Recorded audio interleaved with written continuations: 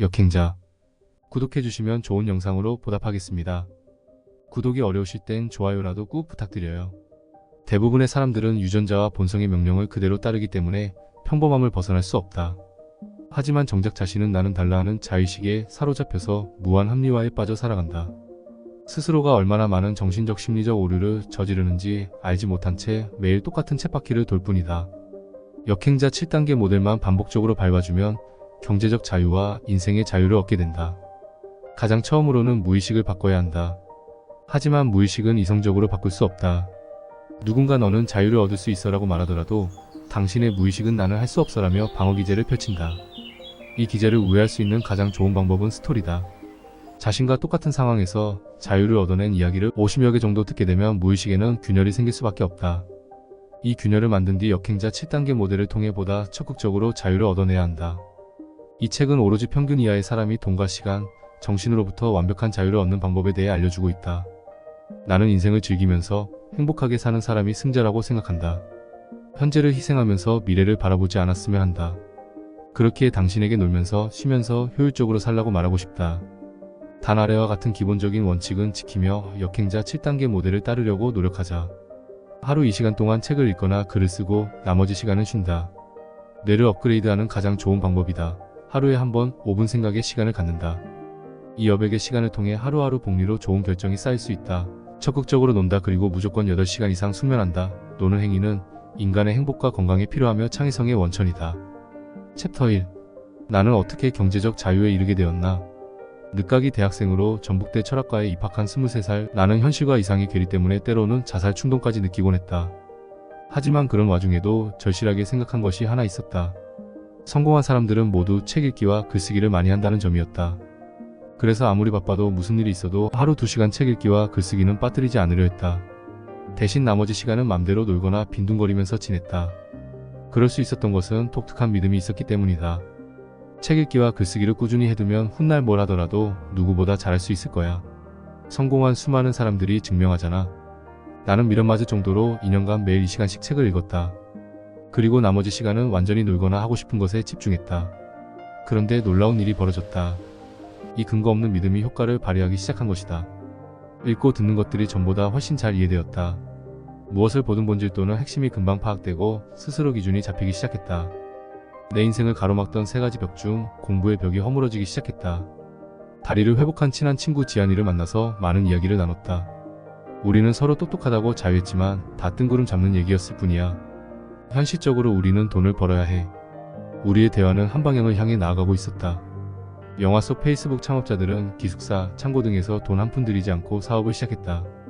우리도 그럴 수 있을 것 같았다. 우리는 배수의 진을 쳤다. 지한이는 웹사이트 제작을 공부했고 나는 마케팅과 심리학을 팠다. 사업과 마케팅 분야는 전혀 몰랐기 때문에 책을 30권 정도 쌓아두고 읽어나갔다. 모르는 분야에 들어갈 때 책을 20권쯤 읽으면 남들보다 빨리 목표에 도달할 수 있다는 확신이 있었다. 게다가 이제는 2개월 후 창업이라는 구체적인 목표를 떠올리며 책을 읽어나가는 상황이었다. 2011년 3월 25살이던 우리의 사업은 나날이 발전했다. 월세 22만원짜리 방에 살다가 3천만원을 벌어들이는 건 기적과도 같았다. 밤에는 시간당 20만원을 벌면서 천재 상담사님 소리를 듣다가 낮에는 평범한 대학생으로 지내는 이중생활을 이어나갔다. 우리는 늘 눈앞의 목표를 염원하면서 살고 그것만 달성되면 모든 게 해결될 것처럼 생각하지만 현실은 그렇지 않다. 문제 하나가 해결되면 더 큰 문제 하나가 게임 속 퀘스트처럼 펼쳐졌다. 너무나 파란만장한 일들이 많았는데 짧게 정리하면 이렇다. 지한이와 나는 여러 오해가 쌓여 갈라섰다. 나에겐 다른 동업자가 생긴다. 새롭게 사이트를 열어서 마이 3천만원 매출을 바로 뚫어낸다. 2015년 29의 사업 수익을 거의 챙기지 않은 채로 군대를 간다. 첫 휴가를 나와보니 회사가 이상하게 돌아가고 있었다. 동업자와 직원들이 나를 배신한 정황을 포착. 2번째 휴가를 나와 결국 모든 사업을 정리한다. 스트레스 때문에 강직 성척추염이라는 난치병을 얻고 군병원에 입원하여 6개월간 누워 지냈다. 그렇게 괴로운 날들이 이어지던 어느 날 나는 마음을 고쳐 잡았다. 이렇게 병원에 있게 돼서 하루 종일 책만 읽을 수 있는 환경이 마련된 것은 신이 주신 기회다.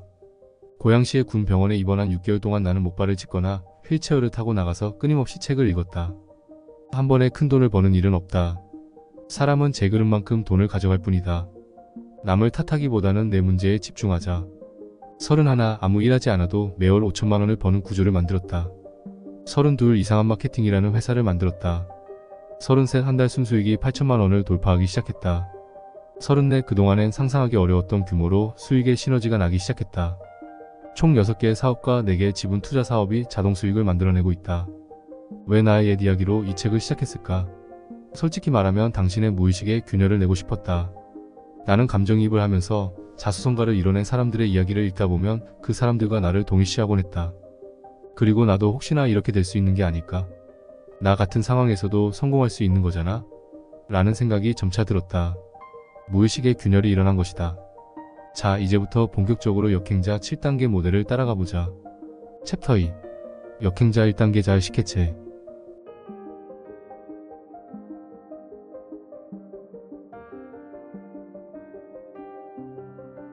애초 인간에게 자의식이란 게 왜 있을까? 자의식은 여러 감정과 지식을 엮어서 잘 반응하며 살아남도록 만들어진 진화의 산물이다. 하지만 수많은 연구들에 의하면 우리의 뇌는 우리의 몸과 마찬가지로 가급적 안정된 상태를 유지하고 싶어 하기 때문에 진실을 받아들이기 힘들어한다. 급한 문제에는 오래 생각할 필요 없이 바로 반응하고 별로 중요하지 않은 문제에는 대충 둘러대면서 뇌는 가급적 적은 에너지로 많은 일을 처리한다. 너무 따지지 않고 대강대강 문제없을 정도로만 나와 남을 적당히 속이며 오늘만 대충 수습하는 가성비 최고의 운영체제 덕분에 인류는 이렇게 살아남았다. 자의식은 상처를 일시적으로 봉합하는 좋은 심리기제이지만 인생의 전체의 관점에서는 자유를 박탈하고 망쳐버리는 원흉이기도 하다. 예를 들어 주식시장에서 말도 안 되는 실수를 저질렀을 때 해야 할 합리적인 생각은 무엇일까? 남 탓, 국가 탓, 운 탓만 할 게 아니라 자신의 어리석음과 감정적인 태도를 먼저 인정해야 한다. 스스로 열등함을 인정함으로써 자의식을 해체하고 지금부터 어떻게 문제를 보완할지 고민하면 된다. 질문: 최근에 나보다 잘난 성과를 낸 사람을 영상으로 접하거나 만난 적이 있는가? 혹시 기분이 불편해지거나 상대방에 대한 안 좋은 감정이 떠올랐던 적이 있는가? 자의식을 방어하느라 그런 기분이 들었던 건 아닐까 되돌아보자. 자의식을 해체했다면 오히려 그 불편한 감정을 누르고 끝까지 영상을 시청하며 배워보려 했을 것이다.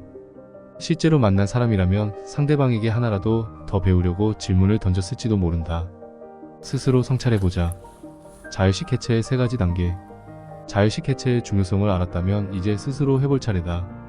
만약 어떤 사람을 만났는데 괜히 불편한 감정을 느끼게 되면 나는 먼저 자의식 해체라는 단어를 기계적으로 떠올린다.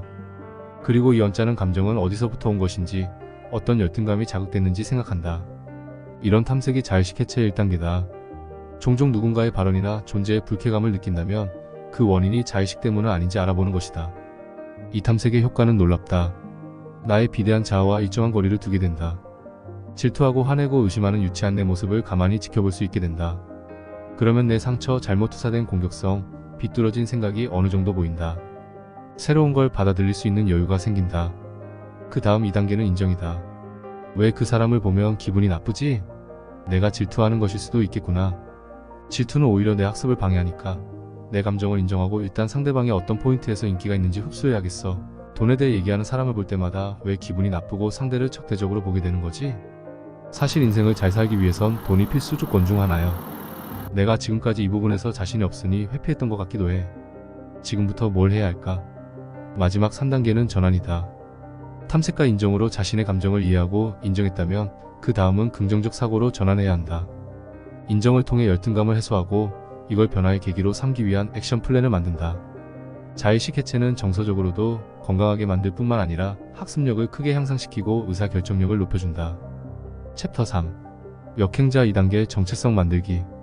자수성가한 사람들은 어떤 한 사건이 인생을 완전히 바꾸었다는 공통점이 있다. 크게 성공한 수많은 사람이 입을 모아 말하듯이 이런 결정적인 사건들은 인생을 바꾸는 계기가 되곤 한다. 하지만 우리 모두가 이런 큰 변화의 계기를 만날 확률은 극히 낮다. 또한 운 좋게 이런 계기를 만난다고 해도 기회로 생각하지 못하고 스스로를 불행한 인간이라고 자조하기에 딱 좋다. 그렇다면 자수성가한 사람들이 겪는 엄청난 사건, 정체성을 바꾸는 사건을 인위적으로 만들어낼 수 있다면 어떨까? 0.1%만이 겪는 대사건을 만들어낼 수 있다면 내 정체성을 드라마틱하게 바꿀 수 있지 않을까? 나는 그것을 정체성 만들기라고 이름 붙였다. 자의식 해체를 이루었다면 새로운 자의식을 세워야 할 차례다. 정체성은 삶의 동기다. 자동차가 앞으로 나아가기 위해선 연료가 있어야 하듯이 사람도 정체성이라는 연료가 필요하다. 이걸 자유자재로 이용하면 정말 놀라운 일이 벌어진다. 그렇다면 정체성을 바꾼다는 것은 정확히 무슨 뜻인가? 최고의 가성비를 추구하는 기관인 우리 뇌는 모든 것에 집중하지 않는다. 그래서 일정한 정체성에 맞춰서 입력과 출력의 모드를 바꿔나간다. 최근 들어서 나는 작가, 아마추어 운동선수로 정체성을 만들어 나갔다. 그 전에 사업가의 정체성을 가졌을 때엔 세상 모든 것이 비즈니스로만 보였다. 식당에 가도 편하게 밥을 먹지 않고 메뉴와 테이블 수, 직원 수, 고객 회전율을 계산하느라 바빴다. 카페에 가면 그곳의 사업 구조와 순수익을 분석하곤 했다. 하지만 최근 작가, 아마추어 운동선수로 정체성을 바꾼 후에는 매일 스포츠 관련 영상을 보고 골프와 테니스를 치며 글만 쓰고 있다. 재작년에 나와 현재의 나는 절반쯤은 다른 사람이라고 할 만하다. 정체성이란 인간의 삶을 송두리째 바꿀 정도로 중요하다. 이제 정체성 변화가 얼마나 중요한지는 충분히 이야기했다. 하지만 앞에서 말했듯이 인생이 나락으로 떨어지는 정도의 체험이 없으면 여간에선 정체성 변화가 힘들다. 그래서 정체성을 바꿀 환경을 만드는 게 중요하다. 이게 정체성 변화의 핵심 비결이다. 즉 뭔가를 더 잘하고 싶으면 결심을 할 게 아니라 환경부터 만드는 것이다. 자동으로 움직일 수밖에 없도록 세팅을 하면 나는 저절로 열심히 살게 된다. 자유의지니 노력이니 진정성이니 따위에 듣기 좋고 허망한 것들을 믿는 대신 나를 훈련시킬 운동장을 만들어 스스로를 밀어넣는 게 핵심이다. 예를 들어 김승호 회장의 경우 항상 강조하는 방법이 있다. 나는 뭐뭐가 된다와 같은 목표를 종이에 100번씩 쓰거나 어디에서든 보이게 붙이는 것이다. 이 또한 정체성을 변화시키는 매우 손쉬운 전략 중 하나다. 말이 쉽지 100번씩 진심을 담아 소원을 써보는 행위는 무의식 깊이 각인될 것이다. 정체성을 바꾸는 방법은 간단하다. 어떤 세계관에 참여하게 되면 뇌는 자연스럽게 정체성을 바꾼다. 일책을 통한 간접 체면. 정체성을 바꾸는 가장 쉬운 방법은 관련 책을 읽는 것이다. 만약 건강고수가 되기로 결심했다면 건강의학에 대한 쉬운 책 10여 권을 독파하면 된다. 뇌는 일주일간 건강에 집중하게 되고 화장실을 가거나 멍을 때릴 때면 반복적으로 건강해지는 법에 대해 생각하게 된다. 작가가 되기로 결심했다면 작가되는 법에 대해 10여 년간 나온 책을 모두 후어본다. 책에는 저자들이 시행착오를 겪은 이야기가 담겨있고 나 또한 할 수 있다는 생각이 들게 된다. 처음엔 인물 이야기가 있는 책을 추천한다. 자수성가한 흑수저들의 책을 20권쯤 몰아서 봐라. 뇌는 실제 현실이나 상상을 잘 구분하지 못하기 때문에 자수성가한 사람들의 이야기를 읽는 것만으로도 나는 할 수 있다는 느낌이 차오르게 된다. 인간에겐 거울 뉴런이라는 게 있어서 타인의 행동을 보기만 해도 본인이 직접 하는 것과 비슷한 반응을 뇌에 일으킨다. 책의 내용을 너무 깐깐하게 비판적으로 따지지 말고 한 수 배운다는 느낌으로 마음을 열고 보면 좋겠다. 지금 우리가 그런 책을 읽는 건 그 저자를 숭배하려고 그러는 것이 아니니까 말이다. 그 사람의 성공 스토리에 내 마음과 삶을 동기화하는 것 그뿐이다. 이완경 설계. 주로 쓰는 방법으로는 선언하기가 있다. 주변 사람들에게 난 뭐뭐가 될 거야 라고 떠드는 것이다. 사람은 그 무엇보다 평판에 민감한 사회적 동물이다. 인간의 유전자에는 평판을 좋게 유지하라 라는 명령이 아주 강력히 각인되어 있기 때문이다. 예를 들어 내가 굉장히 자주 하는 것 중 하나는 목표를 사람들에게 선언하고 그걸 못 이룰 경우 벌금을 내는 일이다. 나는 스스로가 매우 게으르고 목표한 바를 잘 이루지 못하는 열등한 인간이란 걸 인정한다. 이제까지 이 책의 마감을 11번이나 어겼다. 결국 약속 시점을 한참 넘겨서야 이번에도 책을 마감하지 못하면 1000만 원을 드리겠습니다 라고 약속했다. 이상한 마케팅을 처음 창업할 당시에도 나는 나를 믿지 않았다. 나는 게으르고 합리화에 능한 사람이란 건 잘 알고 있었다. 그래서 무리하게 집을 옮기고 일부러 비싼 차를 빌렸다. 사무실도 각각 월 1000만 원씩 총 2000만 원의 월세를 내야 하는 곳으로 이사했다. 이런 식으로 생존에 위협이 되는 상황을 만들어야 죽어라 일하게 된다는 걸 알고 있었다. 그래서 그렇게 환경을 설계한 것이다. 나는 스스로를 믿지 않는다. 자유의지를 믿지 않는다. 인간은 그저 유전자와 환경의 조합으로 움직이는 공식 같은 거라 생각한다. 타고난 유전자는 이미 어쩔 수 없는 것이기 때문에 환경을 조작해 원하는 것을 이루려고 할 뿐이다. 자유의지가 없다는 믿음에 대하여. 내가 운 좋게 자유를 얻을 수 있었던 이유에 대해 항상 생각했다. 그리고 그 이유 가운데에는 자유의지에 대한 불신이 중요했다고 본다.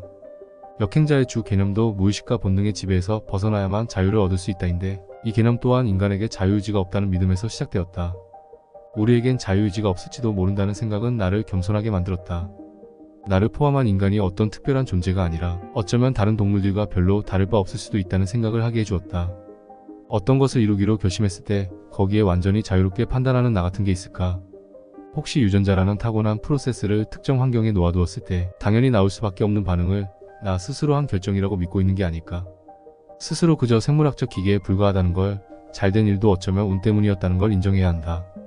본인이 수많은 결점을 지닌 존재라는 것을 인정할 때 오히려 탁월한 사람이 될 수 있는 가능성이 열린다. 내가 지금껏 결심을 안 해서 그렇지. 진짜 독하게 한번 마음만 먹으면 뭐든지 할 수 있어. 그럴까? 응, 아니다. 예전에 나를 포함한 대다수 인간의 착각이다. 나는 결정론을 완전히 믿는 건 아니다. 그냥 이런 아이디어가 경제적 자유를 얻는데 큰 도움이 되었다고 말하는 것이다. 그리고 또 하나, 결정론적 세계관을 받아들이면 마음이 평온해진다. 종종 직원들은 차청님은 화내시는 걸 본 적이 없어요 라고 말하곤 한다. 실제로 누군가가 질투에 눈이 멀어 나에게 해를 가해도 비교적 마음이 평온한 편이다.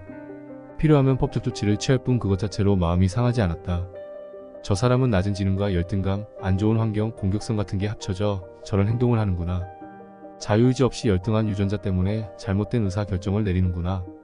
참 안타깝다. 결국 타고난 대로 순리자로 살다 말겠구나 하고 생각한다. 난 그저 인간의 한계, 내가 가진 한계를 스스로 인정한다. 그래서 항상 내 의지를 믿지 않고 정체성을 조정하고 환경을 조성함으로써 결과를 만들어낸다. 나는 나를 절대 믿지 않는다. 인간이 특별하지 않다는 그 믿음 자체가 오히려 남들보다 뛰어난 성과를 내도록 돕는 것이다. 챕터 4. 역행자 3단계 유전자 오작동 극복. 나는 유전자 오작동 개념을 이해한 후 12년간 매일 한두 번씩 이건 유전자 오작동인가? 라는 생각을 되뇌며 살아간다. 진화의 목적은 완벽함이 아니라 생존이다. 진화란 이전의 종에서 돌연변이가 일어난 후 자연 선택에 의해 검증받는 것이기 때문에 이전 버전 위에 새로 설치된 업데이트나 패치 같은 것이다. 우리 몸의 수많은 약점들 역시 그렇다. 체중을 받치기엔 너무 약한 척추, 맹정이 있을 수밖에 없는 우리 눈의 구조, 사랑니, 맹장 등 우리의 몸은 여러 오류들로 가득 차 있다. 이렇듯 우리 육체는 수많은 오류를 갖게 되었는데 게리 마커스는 육체뿐 아니라 뇌 역시 그렇다는 것이다. 살아있는 생명체는 끊임없이 생존하고 번식해야만 하기 때문에 진화를 통해 최적의 체계를 만들어내는 것이 불가능할 때가 있다.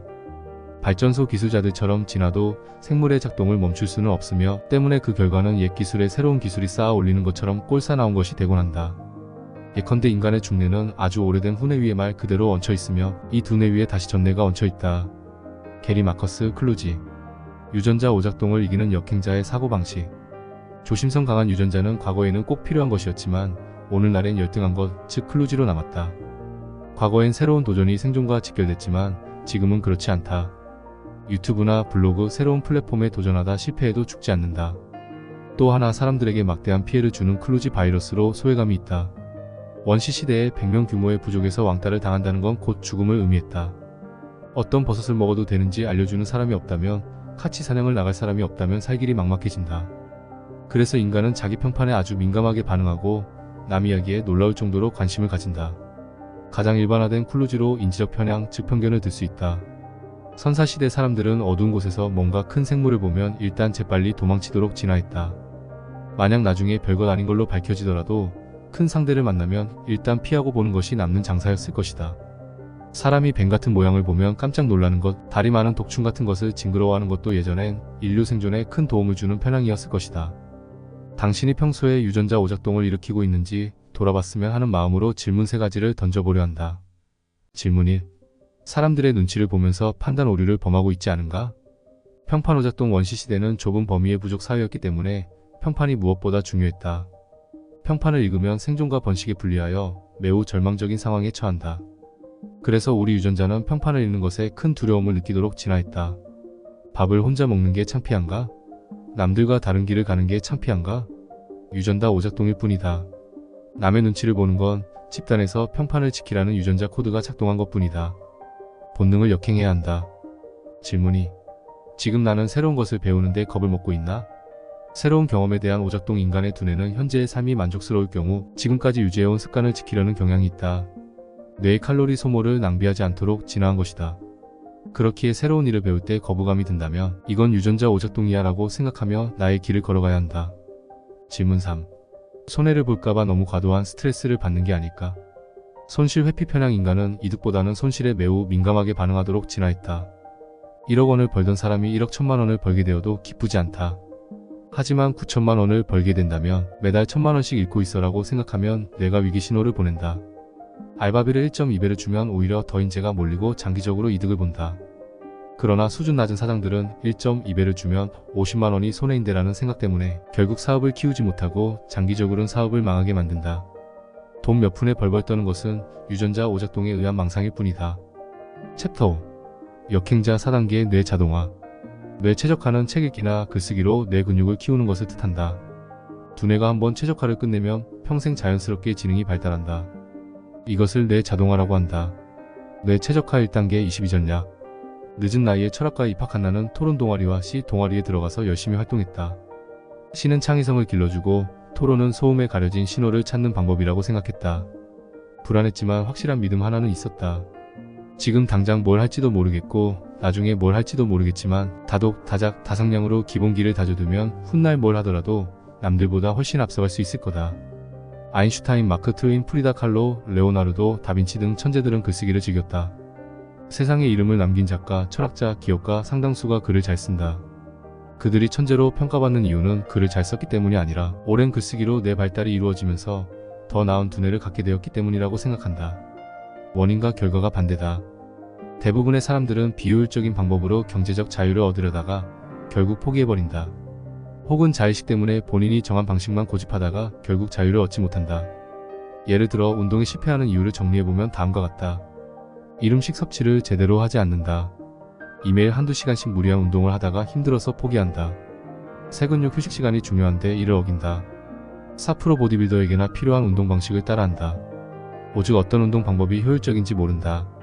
다음은 경제적 자유를 얻는데 실패하는 이유 또한 정리해보면 이렇다. 일자의식대로 살아간다. 이남이 성공했다고 하는 방식을 그대로 따라한다. 삶 내 최적화를 소홀히 한다, 아니 무시한다. 사간절히 믿으면 우주가 도와준다 따위의 자기 체면만 믿을 뿐 효과 있는 실천을 하지 않는다. 오책에 정답이 있다는 걸, 즉 책이 공략집이라는 걸 알지 못한다. 22전략은 가장 좋은 뇌 최적화 방법이다. 2년간 2시간씩 책 읽기와 글쓰기를 해라. 나머지 시간에는 놀아도 좋고 쾌락을 추구해도 좋다. 인생을 바꾸는 방법은 간단하다. 의사 결정력을 높이면 된다. 남들은 자의식에 사로잡혀 망할 주식에 달려들 때 재빠르게 익절하는 안목, 남들이 덜덜 떠는 폭락장에서 싸게 매집하는 배짱을 키우면 된다. 자의식을 해체하고 뇌를 최적화해서 남들이 보지 못하는 기회를 포착하면 인생이란 게임이 진행될수록 당신은 레벨업 된다. 이 인생 공략집과 치트키가 되어주는 것이 책 읽기와 글쓰기다. 의사결정력, 창의력, 메타인지 등을 직접적으로 발달시키기 때문이다. 우리는 어떤 행위를 할 때 뇌의 일부만 사용한다. 유튜브를 볼 때, 스릴러 영화를 볼 때, 여행이나 데이트, 운동을 할 때 각각 다른 영역의 뇌를 사용한다. 하지만 책은 거의 모든 뇌의 영역을 활성화해 뇌세포를 증가시키고 지능을 상승시킨다. 우리가 독서를 할 때 그냥 글자만 읽는 게 아니라 그 내용을 머릿속에서 시뮬레이션 하는데 뇌는 실제 경험과 이 시뮬레이션을 구분하지 못한다. 그래서 독서는 간접 경험이 아니라 직접 경험에 가깝다. 실제로 독서를 시각 정보를 담당하는 후두엽, 언어지능 영역인 측두엽, 기억력과 사고력 등을 담당하는 전두엽과 자뇌를 활성화한다. 책 내용에 따라선 감정과 운동을 관장하는 영역까지 활성화한다. 즉 뇌 전체를 사용하게 하는 것이다. 독서를 하게 되면 다양한 뇌의 영역이 서로 정보를 주고받으면서 활성화되고 뇌세포의 증가로 뇌 신경망이 촘촘해진다. 쉽게 말해 지능이 높아진다. 컴퓨터로 비유하면 실행 속도가 무척 빨라진다. 뇌 최적화 2단계 오목이론. 해본 사람은 알겠지만 오목은 수만 잘 두면 끊임없이 공격할 수 있다. 만약 우리 인생도 오목처럼 플레이한다면 어떻게 될까? 당신이 무한하게 승리하는 수만 둘 수 있다면 인생으로부터의 자유는 저절로 얻게 된다. 인생이 이와 비슷하게 의사결정이라는 돌을 두는 게임과 같다. 너무 추상적인 말일 수 있으니 예를 들어보겠다. 내 인생에서 22전략은 가장 좋은 첫 수였다. 22전략은 지능을 높여주는 좋은 방법이었으며 이후엔 그 어떤 지식도 쉽게 흡수할 수 있게 되었다. 두 번째 두었던 수는 상담이었다. 8년 넘게 상담을 하면서 나는 인간의 감정이 어떻게 움직이는지 이해할 수 있게 되었다. 그러니 자연스럽게 타인의 마음을 움직이는 마케팅도 잘할 수 있었다. 부자들의 인터뷰를 보면 공통적으로 하는 말이 있다. 돈은 처음에는 거의 모이지 않지만 한번 벌기 시작하면 기하급수적으로 늘어납니다. 이를 위해선 무엇보다 당장 돈이 되지 않더라도 장기적인 수를 두는 것이 중요하다. 사업이든 투자든 실패하는 사람들을 보면 당장 내일 인생이 끝날 것처럼 너무 조급해한다. 이처럼 눈앞의 이득과 소득에 집착하지 않고 장기적으로 두는 수를 오목이론이라 부르려 한다. 나는 2019년 4월에 유튜브를 시작했다. 이때 유튜브를 시작하는 게 단기적으로 좋은 수는 아니었다. 성공할지 망할지도 모르고 잘 된다고 해도 기회비용을 계산하면 남는 장사는 아니었다. 결과적으로 3년 전에 비해 일은 덜하면서도 3배 이상의 자동소득이 생기게 되었다. 만약 그때 당장의 수입에만 급급해 돈 버는 일만 했다면 소득이 줄진 않았겠지만 여전히 바쁘게만 살고 있을 것이다. 과제 오목 이론에 따라 당신의 삶 속에서 단기적으로 이득이 없지만 장기적으로 이득이 있는 수는 무엇인가 생각해보라. 만약 없다면 지금부터 둬야 할 장기적인 수는 무엇인가? 생각이 나지 않아도 좋으니 10분간 밖에 나가서 걸으며 생각해보자. 그리고 그 생각을 블로그에 적어두라.